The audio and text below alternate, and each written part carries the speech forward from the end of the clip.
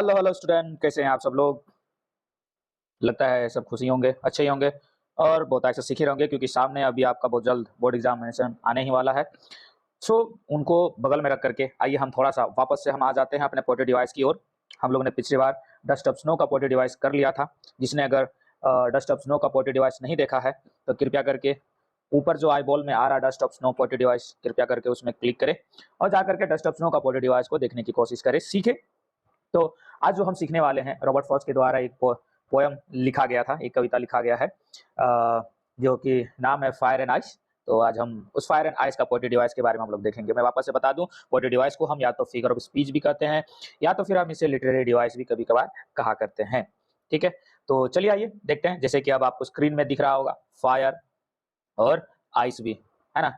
ये देखो एकदम आग है, एकदम जिस तरीके से आग जलता है काफ़ी खतरनाक है। एक विजुअल थोड़ा सा अपने इसमें दिमाग में लगा लीजिए कि आज हम आग और क्या बोलते हैं आइस का पोएट्री डिवाइस को निकालने वाले हैं। इनका समरी हमने आपको क्लासेस में दे दिया है, लेकिन फिर भी अगर इसे आप वीडियो में वापस से चाहते हैं तो कृपया करके कमेंट बॉक्स में, कमेंट सेक्शन में जरूर बताएं कि वापस से हमें जो है फायर एंड आइस का समरी दीजिए। तो मैं आपको एक वीडियो बना करके वापस से आपके इसमें यूट्यूब में डाल दूंगा ताकि आपके लिए बेहतर हो। नहीं तो फिर कोई दिक्कत नहीं, आपको हमने क्लास में दे दिया है, आप सीख गए होंगे। मेरे को यकीन है आप सारे बच्चे काफ़ी पढ़ाकू भी हैं इस वजह से।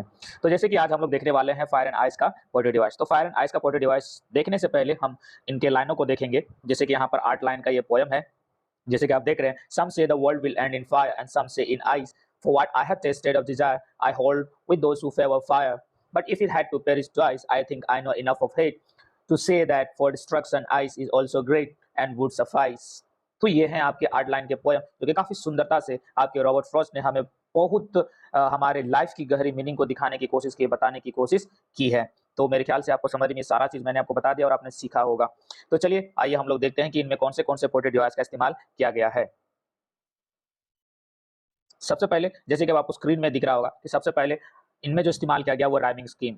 ठीक है, इनमें जो है राइमिंग स्कीम का इस्तेमाल किया गया। हम स्टेंजा 2 में अलग तरह का राइमिंग स्टाइल को हम देखते हैं और स्टेंजा 1 में अलग तरह का है और स्टेंजा 2 में अलग तरह का राइमिंग है। स्टेंजा 1 में ए बी ए है और स्टेंजा 2 में ए बी ए है। तो ये क्या है, वापस से अगर किसी को नहीं पता कि राइमिंग स्कीम कैसे होता है, ये तो बस है कि हम राइमिंग बनाते हैं वर्ड थोड़ा सा अच्छा लगने के लिए। कविता को जब हम पढ़ते हैं तो उसकी आवाज को, साउंड को, रिदम को मतलब अच्छा बनाने के लिए हम कई प्रकार इस प्रकार का थोड़ा सेम साउंड हम इस्तेमाल करते हैं लास्ट में, एकदम लास्ट में। जैसे कि ये देखिए यहाँ पर आपका फायर है तो फायर के जैसे रिलेटेड आइस, फायर आइस, है ना। तो इनका इस्तेमाल किया गया है। और जैसे यहाँ पर है आपका डिजायर, फायर डिजायर, है ना, और ये भी आपका है फायर। तो इनमें जो आपका राइमिंग स्कीम का इस्तेमाल किया गया वो है आपका ए बी ए बी ए। तो ये जो आपका है ये ए है और ये फायर के साथ अब ये अलग साउंड करता है, लेकिन ये फायर डिजायर ये सेम साउंड कर रहा है, इसीलिए इसे ए के साथ इसे लेके गया हुआ है। तो इस तरह का राइमिंग आपके पहले इसमें लिया गया है। और सेकंड में अगर हम देखेंगे तो ट्वाइस, ट्वाइस को अगर हम ए लेते हैं तो ट्वाइस के बाद नीचे वाला लाइन में हेट है तो ये हो जाएगा डिफरेंट, तो उसको हम बी लिखते हैं।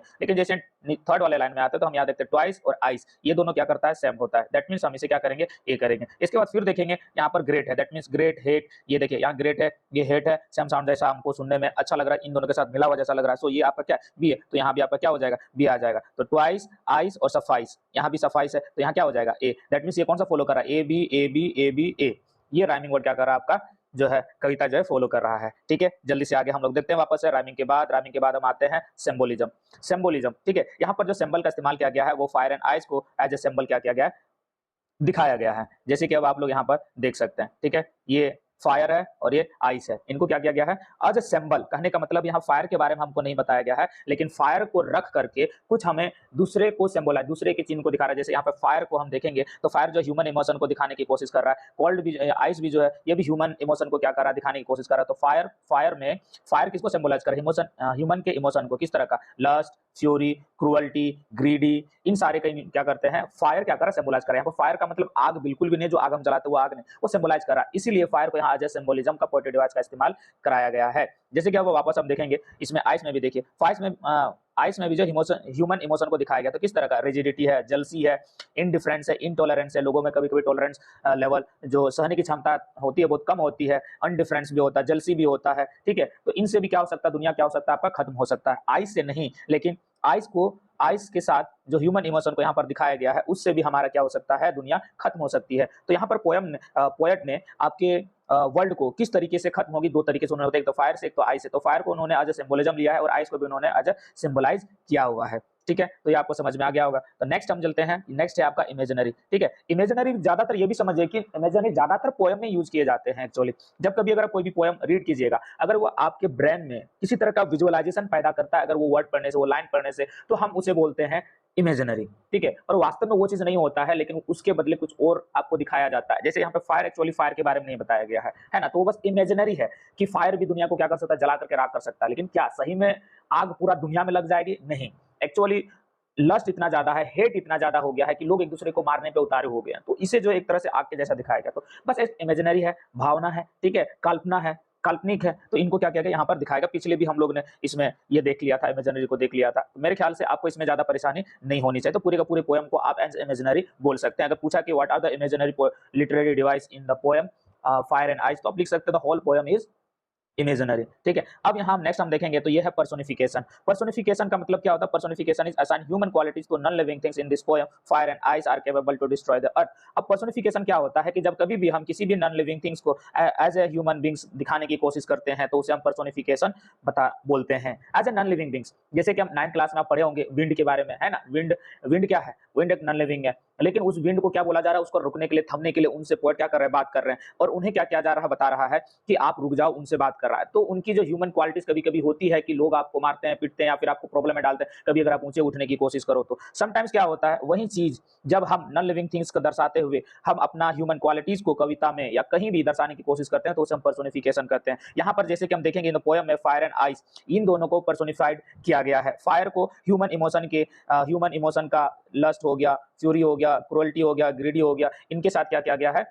दिखाया गया है। ठीक है, और आइस को भी जैसे कि हम देखते हैं, ये आइस को भी जेलसी, डिफरेंसी, इंटॉलरेंस, इन सारे चीजों के लिए क्या किया गया है? दिखाया गया। और सिर्फ आइस जो है क्या बोलते हैं, मतलब बहुत काम वे में होता है ना, कभी-कभी आपको बस वो गुस्सा नहीं करेगा, लेकिन फिर भी आपको बीचिंग करते हुए, आपका मतलब चुगली करते हुए, लोगों का चुगली करके, मतलब आपसे झगड़ा नहीं करेगा, लेकिन वो कहीं जाकर के आपको चुगली कर करके वो क्या कर सकता है? आपको बर्बाद कर सकता है। इस तरह से लोग एक दूसरे को क्या करते हैं? बर्बाद करते हैं। तो यहाँ पर सही मायने में आइस नहीं, और आइस और फायर को जो है ये नॉन लिविंग है, लेकिन ये क्या-क्या ह्यूमन क्वालिटीज के साथ इसे क्या किया गया? कंपेयर किया गया। सो दे आर कॉल्ड पर्सोनिफिकेशन। अब लास्ट हम आते हैं एनाफोरा। एनाफोरा क्या है? ये एक तरह का रिपीटेशन ऑफ वर्ड एक्सप्रेशन है। ठीक है, वर्ड एक्सप्रेशन जब कभी भी एक ही लाइन में या आस-पास कहीं, एक ही लाइन में तो नहीं, लेकिन आस-पास में, सेकंड लाइन भी हो या थर्ड लाइन हो, लेकिन आस-पास हो और सेम सेम वर्ड दोबारा से, मतलब सेम वर्ड ही अगर दोबारा से क्या हो? रिपीट हुआ, तो उसे हम एनाफोरा बोलेंगे। कई बार बहुत सारे पोएम ऐसे होते हैं, तो जैसे हम यहाँ पर आते हैं, अपने पोएम में देखते हैं, हमारे हमारे पास एनाफोरा क्या है? यहाँ पर सम से, फर्स्ट लाइन में भी देखिए यहाँ सम से, सेकंड लाइन में भी हमारे पास सम से, तो ये दोनों सम से क्या हो गया? आपका एनाफोरा कहलाया। ठीक है, ये याद रखेगा, एनाफोरा है ये। क्यों है? क्योंकि ये सेम वर्ड जो है क्या हो रहा है? रिपीट हो रहा है। सम से, यहाँ भी सम से रिपीट हो रहा है, मतलब आस-पास है। लेकिन अगर एक यहाँ रिपीट हो रहा है, एक यहाँ रिपीट होगा, तो फिर अगर यहाँ भी सम से होगा और यहाँ भी सम से होगा, तो आप ये नहीं कर सकते कि यहाँ पर एनाफोरा का इस्तेमाल किया गया। नहीं, पास-पास होना चाहिए। ये भी है, जस्ट उसी के नीचे में ये है। या फिर अगर इसी लाइन में अगर यहाँ पर वापस से सम से होता, तो हम बोल सकते थे कि ये एनाफोरा का इस्तेमाल किया गया है। ठीक है?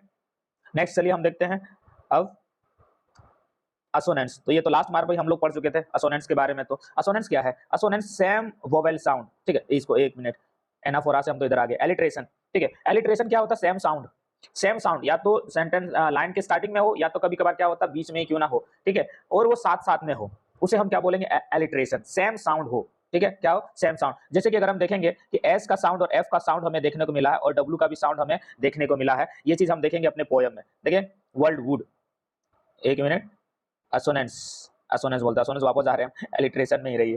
ठीक है, तो यहाँ पे एस, एस का इस्तेमाल काफी ज्यादा। ये देखिए, एक मिनट से हम साफ करने दीजिए पहले, यहीं पर है आपके पास ये एस, सेम साउंड, सम से, सम से, सम से। यहाँ पे बस कॉन्सोनेंट साउंड। ठीक है, एलिट्रेशन सेम साउंड होना चाहिए, आसपास ही होना चाहिए, लेकिन कॉन्सोनेंट साउंड होना चाहिए। अगर वो वोवेल साउंड हो गया, that means A, E, I, O, U, इसमें से अगर कोई सा भी हो गया, तो ये हो जाएगा आपका असोनेंस। ठीक है, इसे बोलोगे असोनेंस। लेकिन अगर कॉन्सोनेंट साउंड, सेम साउंड जो रिपीट हो रहा है, तो वो हो जाएगा आपका एलिट्रेशन। तो जैसे कि यहाँ देखिए, वर्ल्ड, व्हील, ये सारा चीज जो हो गया, है ना, इनको आप क्या बोल सकते हैं? ये आपका एलिट्रेशन है। इसको आपको ध्यान देना है। बस कॉन्सोनेंट, अगर कॉन्सोनेंट साउंड रिपीट हो रहा है, तो फिर वो हो जाएगा एलिट्रेशन, और अगर आपका वोवेल साउंड रिपीट हो रहा है, तो वो होगा आपका असोनेंस।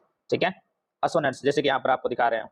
ठीक है, असोनेंस, असोनेंस क्या है? Repetition of same vowel sound, repetition of same vowel sound. और यहाँ पर जो है एलिट्रेशन में चेक कीजिए कि रिपीटेशन ऑफ सेम साउंड, ठीक है, रिपीटेशन ऑफ सेम साउंड ये आपका कॉन्सोनेंट साउंड होता है। वोवेल साउंड अगर रिपीट हो रहा है तो that means they are assonance, they are assonance. जैसे कि अगर हम देखेंगे I hold with those who favour fire, ये क्या है यहाँ पर लॉन्ग ओ का, लॉन्ग वोवेल ओ का क्या किया गया है, इस्तेमाल किया गया है। यहाँ पर देखिए this one here, I hold with those who favour fire, यहाँ पर ओ, यहाँ भी ओ, दोज हु फेवर, यहाँ पे ओ का जो साउंड हो रहा है वो लॉन्ग साउंड है, होल्ड, दोज हु फेवर, ये this is the long sound of vowel ओ।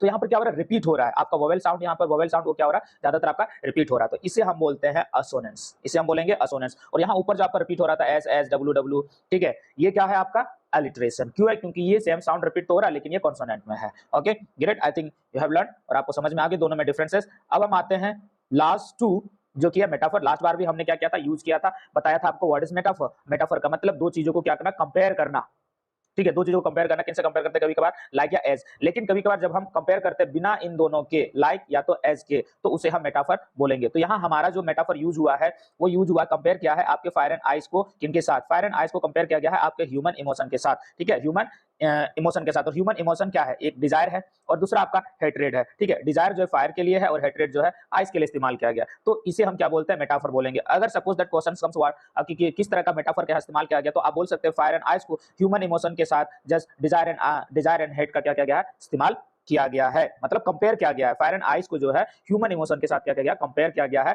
बिना लाइक एंड आइस के, एज के, ठीक है। मेरे ख्याल से ये भी समझ में आ गया। नेक्स्ट वन है एंथेसिस, ठीक है, नेक्स्ट वन ये न्यू वाला है, ये ध्यान रखिएगा। एंथेसिस, एंथेसिस का मतलब क्या होता है, the fire is antithesis of ice. Actually क्या होता है, जब कभी भी पोएट अपने पोयम में दो कॉन्ट्राडिक्ट वर्ड को एक साथ यूज करते हैं, दो कॉन्ट्राडिक्ट वर्ड का मतलब क्या होता है, दो अपोजिट वर्ड, अगर हॉट है तो कोल्ड का भी इस्तेमाल किया उन्होंने वहां पे, ठीक है, तो दो कॉन्ट्राडिक्ट वर्ड का इस्तेमाल जब होता है तो उसे हम एंथेसिस पोएट्री डिवाइस के नाम से जानते हैं। अगर मैंने फैट यूज किया तो उसी के कहीं बगल में मैंने क्या यूज किया, मैंने थीन का यूज किया, मैंने कोई अगर हेल्दी है तो मैंने किसी को पुअर बोल दिया, किसी को अगर मैंने कोई अगर वहां पर रिच यूज है तो वहां पर क्या है, पुअर का भी इस्तेमाल वर्ड अगर यूज हुआ है तो दैट मींस वहां पर एंथेसिस पोएट्री डिवाइस का भी इस्तेमाल हुआ है। तो यहाँ पर फायर का जो उल्टा है, यहाँ पर आइस को क्या गया, दिखाया गया है। तो फायर एंड आइस, फायर क्या है, आग है, तो और आइस अगर फायर है तो उसका उल्टा क्या होगा, वाटर, या तो फिर आप आइस बोल सकते हैं। तो यहाँ उन्होंने कॉन्ट्राडिक्ट किया है फायर को आइस के साथ, दैट मींस उल्टा, तो इसे हम बोलेंगे एंथेसिस।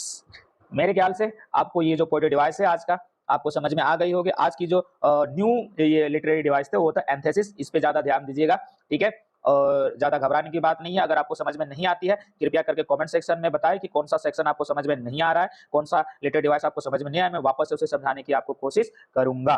फिलहाल तब तक के लिए आप लगे रहिए, प्रैक्टिस करते रहिए, जितना प्रैक्टिस करेंगे उतना आपको ज्यादा हेल्पफुल मिलेगा। वरना आज आप पढ़ लिए, इसके बाद कॉपी किताब बंद करके बगल में रख दिए, आपको अभी समझ में आ गया लेकिन कॉपी किताब बंद करके बगल में रख दोगे तो होगा क्या, कुछ नहीं होगा भैया, आप वापस से वो चीज को भूल जाओगे जब तक आप प्रैक्टिस नहीं करोगे। प्रैक्टिस करोगे तब ही किसी चीज में आप अव्वल होगे, ठीक है। ये नहीं कि अगर आप बहुत ज्यादा कुछ सीख लिए तो तभी आप कुछ बन पाओगे, नहीं, practice practice practice practice practice. चलिए तब तक के लिए आप पढ़ते रहिए, सीखते रहिए और लगे रहिए। जहां तक हो सके अपने दोस्तों के साथ इस वीडियो को शेयर कीजिए ताकि उन्हें भी इस वीडियो से कुछ ना कुछ सीखने को मिले। तो चलिए मिलते हैं नए वीडियो के साथ फिर अगली बार नेक्स्ट वीडियो में। जय हिंद, जय भारत।